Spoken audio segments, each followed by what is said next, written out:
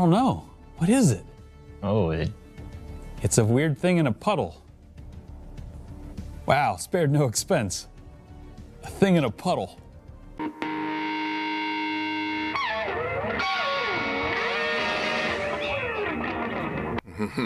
A little bit more laid back today. Okay, people, welcome back to another Fwoosh rundown, breakdown, recap, something. We're just gonna go through, the reveals, the news from last weekend's Hasbro PulseCon. And I was gonna do an initial reaction, like coming right out of the show, but then I thought, well, one, by the time this hits YouTube, I should be on the road. I should be on vacation. Ooh, I better stick to the schedule. But I also wanted to ponder on a couple of things, and I'm glad I did, because when me and Veebs got together yesterday for the Fwooshcast Live, he was dropping some truths that made me kind of, oh, you know what?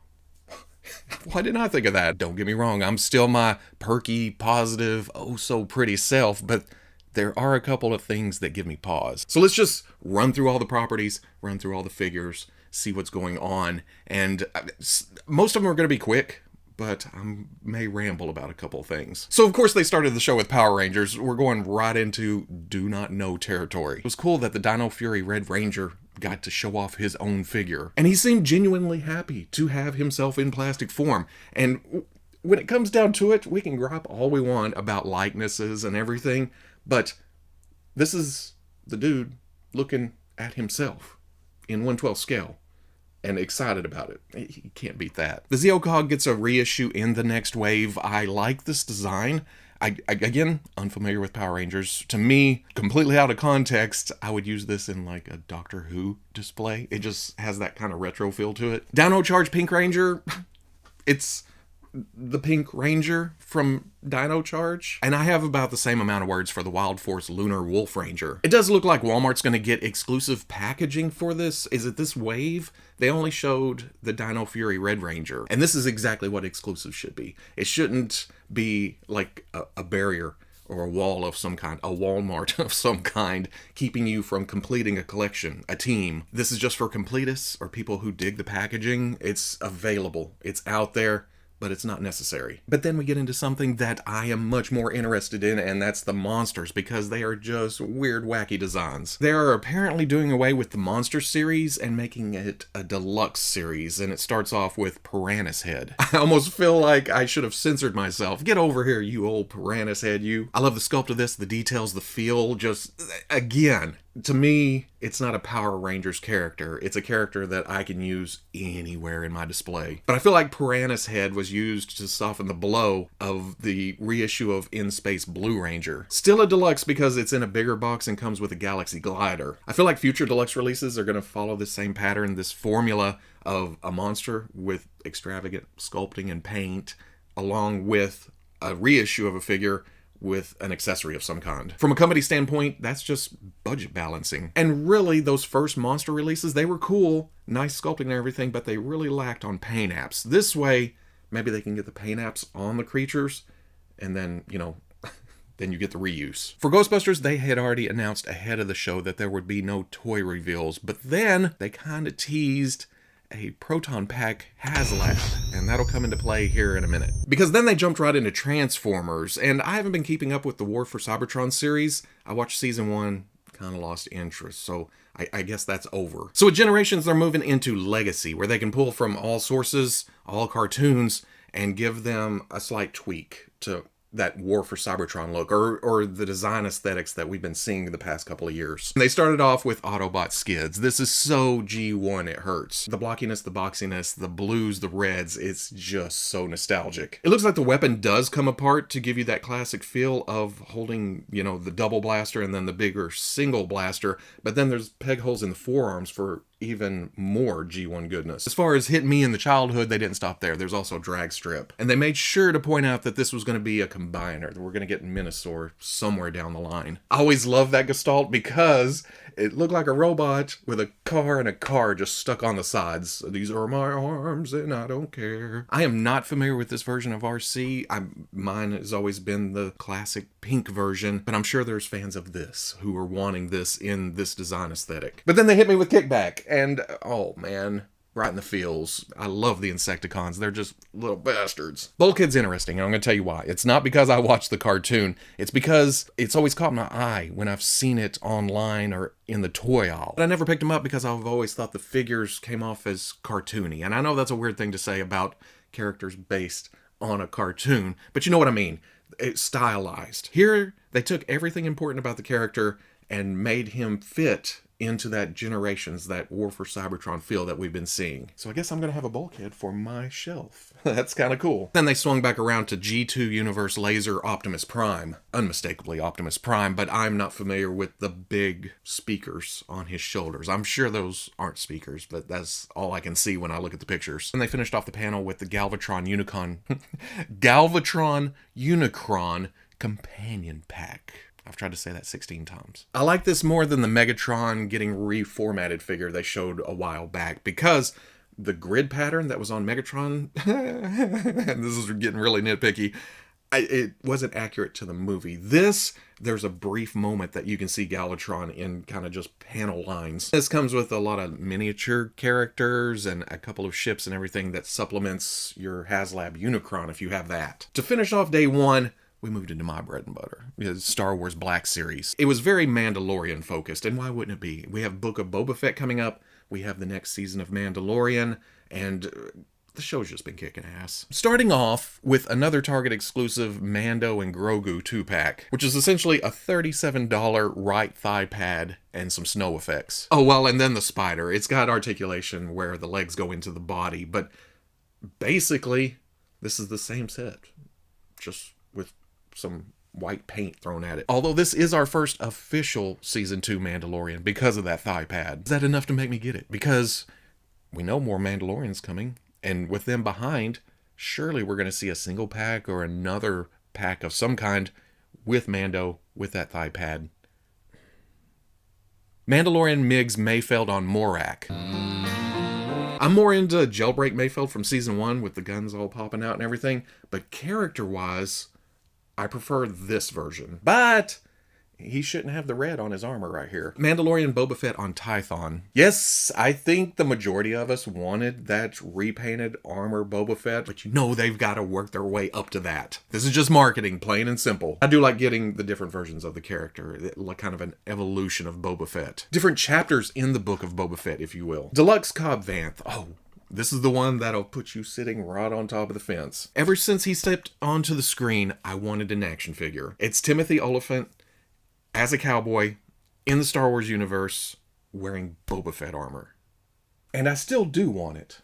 There's no denying that, but there is no way of justifying the $10 price hike for this being a deluxe. It essentially comes with the same amount of stuff as the Black Series Tech. Okay, an extra rifle, but Tech comes with the tools.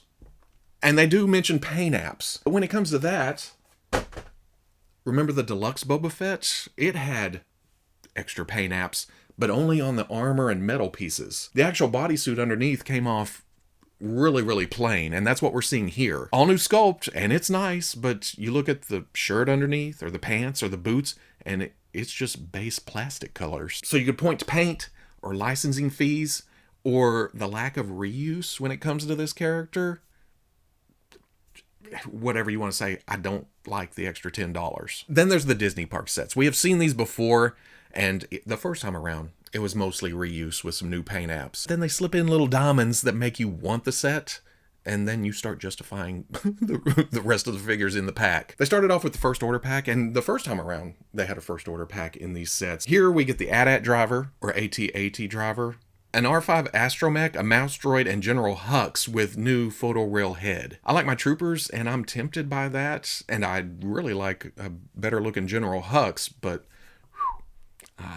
that R5, Hasbro, you have got to update your Astromechs. The droid pack of K7R1, CB23, Babu Frick, Battle Droid, and Pit Droid. I think we all know that the Pit Droid is the big draw here. Well, the K2SO is a good repaint because it makes it a different character. Battle Droids, Army Builder, I can always fit more of those on the shelf. The BB unit is at least a different color. I like the red, and when it comes down to it, the Black Series BB units are with the weight underneath. They weeble, they wobble, they don't fall down. The Pit Droid, prequel shelf, Mandalorian shelf, anywhere you want to go. The problem with this is if you want to army build pit droids, Target being Target, if they do more Galaxy's Edge exclusives down the road, can we get a pit droid 2-pack?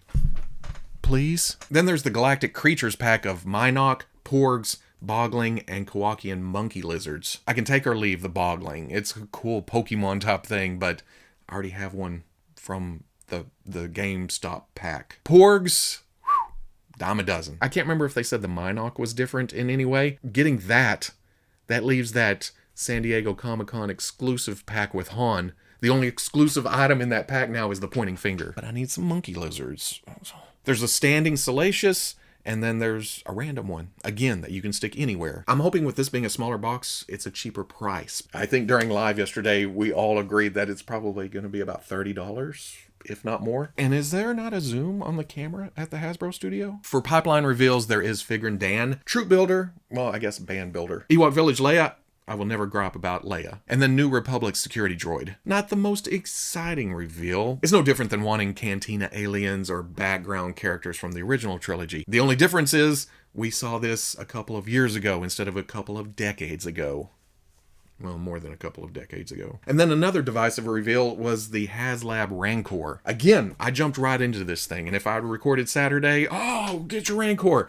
But I can understand why people may not want to jump into this. One, it's hot on the heels of Galactus and Transformers, and was there another HasLab around there somewhere? Two, all we saw were digital renders. And, okay, cool, Rancor showing off some movement, but they even talked about having a printed one, or a sample, or something that they could hold. Why not have that on the table, in front of the camera, on the Lazy Susan, spin it around, give us an idea of what it feels like in the real world, and then not announcing any of the stretch goals. It's just $350, 9,000 backers, which I can understand. Two, people looking at that as very high price, and it is. When Galactus was announced, everyone went in on how many backers it needed. Oh, that's way too many backers. We have to look at that as a determining factor too. If it's good for the Galactus, it's good for the gander, right? Especially after teasing the Ghostbusters Proton Pack HasLab, and then going into G.I.Joe in their HasLab at the same time, which was the next day. G.I.Joe, it started rough last year with the Target stuff and trying to find figures and some of the design elements for some people. They were going to have to come into this show hard. And thankfully they did. They took their cards, put them on the table. Started right in with the Cobra Bat. This thing looks amazing. So classic feeling, but updated. But not sci-fi like we saw at the first of the line. It's just a modern action figure of nostalgia. It's just packed in. Swappable damage elements for the head, the chest, arm pieces where you can get the claw or the gun or whatever you want. And then they announced that this would not be available for pre-order today, but there was a method to this madness. Because then they went right into Target exclusive, which we're just trained now to go, oh, fuck. Target exclusive. And they announced it being Tiger Force and Python Patrol. And again, when I finish this, we'll come back around to that. Tiger Force Outback, I love this thing. There's something just charming and kind of out there, but at the same time, more realistic guns and details. And I don't know, I can see this dude standing in front of me. Oh, that guy's a badass. The Python Patrol Viper, which is just a repaint of the Viper we already had. This is a cool way to get some reuse in the line. Then there's the Python Patrol Bat, which is using the same body that they showed at the first of the panel, just in Python Patrol colors. Now this was the smart play, because Tiger Force and Python Patrol means if you're not interested in those color schemes, they're Target exclusive. They may be harder to get, but that's a better chance of getting repaints in the main line down the road, which they proved at the first of the panel by already showing the regular colored bat. They didn't have to do that. They could have just said, hey, oh, well, this may be your only chance at a bat. You better get it in the weird, wacky colors. But they didn't.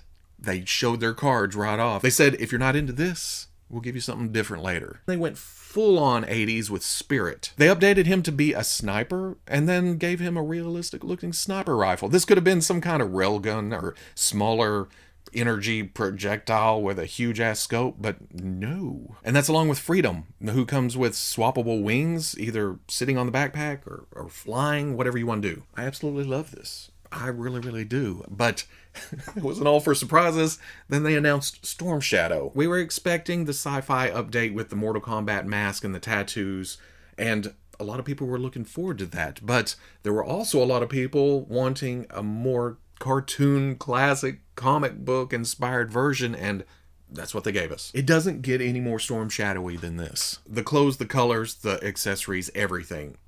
Storm Shadow. But I think the big surprise, unless you're into all the leak list and stuff, it was Crocmaster and Fiona. I do not give a shit about Crocmaster. Oh, let me correct that. I did not give a shit about Crocmaster until I saw this figure. Well, the figure and the crocodile, because this thing is amazing. And I mentioned this during the live yesterday too, but for me, looking at G.I.Joe pictures, I know they're 1/12 scale, but after 40 years of seeing 3 3/4 inch figures, it's hard for me to wrap my head around just how big they are until they said that Fiona was a foot long. That put it into perspective in my head. And, well, I know Crocmaster is going to be, but holy moly. For $42, that's essentially $21 for Crocmaster, $21 for Fiona. Or if you go buy other properties deluxe figures, that's $32 for Crocmaster and $10 for a crocodile, a 12-inch crocodile. G.I. Joe is owned by Hasbro, so there's no licensing fee. And at the same time, this is a new line. It's still finding itself, or still proving itself, I guess I should say. Again, they had to go hard, and they really did. For the Fortnite Victory Royale with Cheese series, they recapped what is currently releasing with Wave 1, and I haven't laid hands upon them yet. For new stuff, they announced gliders, and during that segment, they may have accidentally, or maybe purposely, gave us a tease for future figures. Hanging from the gliders was Tiantina and Siona. Or Siona? I don't know Fortnite. Popping right into Wave 2 was Ragsy, and I like that they went with this design for Ragsy. Not that I knew what Ragsy looked like before the figure, but it's obviously some kind of variant on Cuddle Team Leader, who we got from McFarlane. I like that Hasbro's coming in. Okay, well, I'm saying this now. I'll take it back here in a minute. I like that they're coming in with characters that we don't already have from other companies. Plus, I just like this design. It's the same thing for Funkops. It's just a cool looking action figure. Bushranger is also up at the top of my list, and as soon as I saw it, I thought Veeves is going to want that for his shelf. For something a little bit more serious is Metal Mouth. Now, remember what I said about Hasbro not rehashing characters we've gotten from other companies? Next, they announced the Scientist. When they first started showing it, I thought, well, that's not much different. Right? In fact, it's the same character. But then they showed off the light up feature, and I thought, okay, that's nifty. And then, of course, there was Marvel Legends, which I'm going to admit right off the bat. Repaints, some reissues with some new parts, a couple of new announcements, and then a tease. They started off with Null. I don't know Null. I've seen him in pictures here and there. I've seen people talking about him on the forums and on socials and in comment sections. But as far as recognition goes, nope. But I know a lot of people want him. So, hey, that's all the better for you. It looks like next year's Walgreens assortment is going to be supervillains. And they kicked that off with a different version of Baron Zemo. I like this version. I like the fur around the boots and the shoulders. I pointed at my shoulder when I said boot. But Walgreens needs to get their toy aisle sorted because haven't seen Nova, haven't seen Quasar, at least around here. It's been a while. And is it going to be even longer before I see a Baron Zemo? For retro carded, we've seen Hercules, we've seen Tigra. They continued that trend with Scarlet Witch. If you missed out on the Family Matters pack, here's your chance at Wanda again, but this time around, she's not going to be as metallic as that release. Where there's Wanda, you got to have Vision, so they announced the retro-carded White Vision. I loved West Coast Avengers, but I was never really into White Vision. I do like the contrast between the grays and the whites, though. It gives it a little bit more pop. I'm more excited, well, not so much for Vulcan, because I was never into the Third Summers brother, but the announcement of a new base body. This will slowly phase out the Bucky Cap body, which I do like. I mean, I remember when that came out and it was such a big deal. Look at the articulation and the profile and the tiny feet, but they changed that a couple times. I'm ready for something new. Something with butterfly shoulders. The thighs do look slightly long, but that may be just the render. For MCU, we get a Captain America 2-pack. Sam has a new ungoggled head, some fists, and then Steve has an unmasked head. Would have liked to seen a broken shield here, and the wings topic. I know that was an incentive to buy the Disney Plus wave. I'm not sure. Maybe if you got the Disney Plus wave, you want an updated Sam to go with that? And then Winter Soldier. My initial reaction to this was, oh man, I love those head sculpts. Then I realized it's that older body that was kind of tall and lanky and clunky.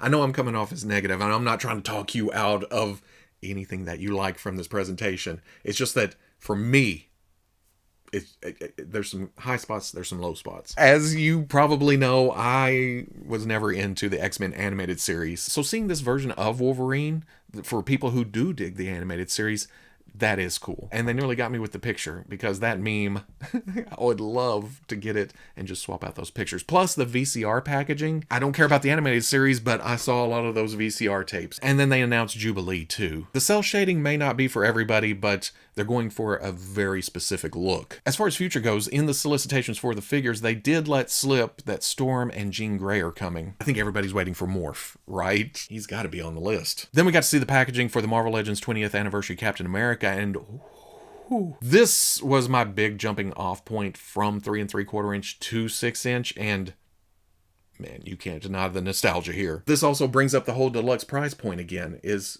there enough here to justify another $10? They announced Iron Man with the horned helmet. He gets a new torso that's kind of more classic inspired. The Charles Bronson unmasked head. Would have liked to seen this in gold, because that's how I remember that original figure, but it's Iron Man. We're going to see a repaint. On the back of the package, they confirmed that Toad and Hulk are on their way. Are they going to try to stuff a Hulk onto this same card back and then charge that same $31? Is that kind of offsetting the cost of the rest of the wave? They showed off the render for Despair, and I only know this guy from the Marvel handbooks. Don't get me wrong, it's a kick-ass looking character, and when I see a figure like this, it usually makes me want to go learn more. And then there was the usual tease. Right off the bat, even though I didn't read that era of X-Men, I knew this was Maggot. I think Ryan slipped up a little bit and said, it's actually two things. Is it one thing or two things? If you rotate around and stop, there is actually a peg sticking up in the middle that looks either for a hand or maybe a chest or something. And the edges look awful circular. I know there's a leak list for this wave, and maybe this is an energy effect for a character that uses circles in their power,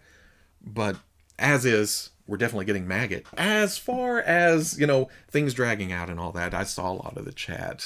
I don't know. I guess I'm used to just going to conventions where you have to sit through panels ahead of time or through stuff you don't want to watch, or doing the walking and traveling and all that. In that aspect, I didn't mind sitting 4 or 5 hours a day, just kind of, but I can understand not liking that aspect. And on top of that, they tried a couple of things to make this feel special when they essentially do the same thing during Fan First Fridays or Mondays or Wednesdays or whatever. We've been seeing this for the past couple of years. So they tried to spice it up with some interviews here and there, but again, it just felt like one long Fan First Friday. And then you can gripe about the amount of reveals too, where they didn't show as much as usual, because before 2020, we were used to maybe 2 times a year, maybe 3, getting a pile of reveals all at the same time. But now they do it once a month. Or well, with Marvel Legends, it's kind of every few weeks. So I'm guessing they didn't want to show a lot of stuff, because we'll be swinging back around here in November. Well, as I record this, they've already announced another live stream for Thursday with announcements. HasLabs stacking on top of each other. I don't feel like this is a great idea, especially for people who like different properties. Hey, I like Ghostbusters and I like G.I. Joe, because I didn't even talk about the Sky Striker. They nailed it on their presentation. I may not be interested in the 3 3/4 inch, but they had a model in front that Lenny was playing around with, showing all the figures, Emily pointing stuff out. The stretch goals, they showed all those. They just, again, put all the cards on the table. And that seems to be a better way to do it, at least when it comes to the community. It was way better received. Not that I travel the 3 3/4 inch circles. I don't know what's being said there. As far as people talking about presentation, I've seen a lot more positives. And then there's just price points. I feel like they're just going to keep going up. And I think that's going to make us a lot more decisive, a lot more strategic when it comes to pre-ordering and buying things. I think we were all predicting price hikes, but not this drastic. In some cases, $10, The past 20, 25 years that I've been collecting, it's always been, well, here's $1, Here's $2. Ooh, you start jumping $5, $10, and it's really a hit in the wallet. At the same time, a lot of cool stuff. So, there it is. Hasbro PulseCon 2021. You're going to have to make decisions. You know, if you enjoyed this breakdown, rundown, recap, whatever, comment, like, subscribe. It's weird doing this sitting down, but much love to the plus. If you're interested in seeing videos early or in a position to help out the channel, patreon.com. Wherever you may be watching this, I'll always catch you on the Fwoosh. Talk myself hoarse, but as you're watching this, I'm on my way out of town. Unfortunately, I'll miss that Pulse Premium live stream Thursday or whatever, but we'll talk about it when I get back next week. Hopefully there's some cool stuff there, either information-wise or new toy-wise. Like I said, some decisions to be made.